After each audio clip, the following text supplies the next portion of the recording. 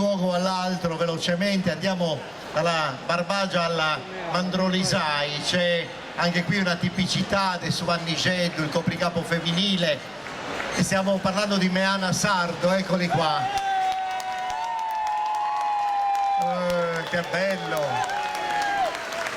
Quanta gente di Meana che ha la fortuna di bere un buon vino del Mandrolisai a Meana. Cambiate suonatore! C'è una bella cantina, tra l'altro. Allora,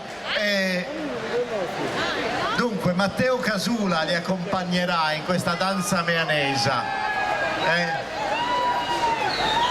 Allora, c'ha un sacco di tifosi, Matteo, allora, però mi fa piacere salutare una persona, siccome il gruppo di Meana, soprattutto per la danza di corteggiamento, è veramente noto e ammirato un po' dappertutto per la tipologia del ballo, per questa doppia struttura musicale, per i movimenti di incedere che hanno a tratti lento, poi sempre più veloce, insomma è una complessità. C'era una persona che mi piace ricordare perché ha segnato insomma l'esaltazione del ballo meanese, Ignazio Poddi, che non c'è più, però è bello ricordare. Matteo, sei pronto a dare ritmi e tempi in vostra danza meanesa? E allora andiamo con Meana Sardo.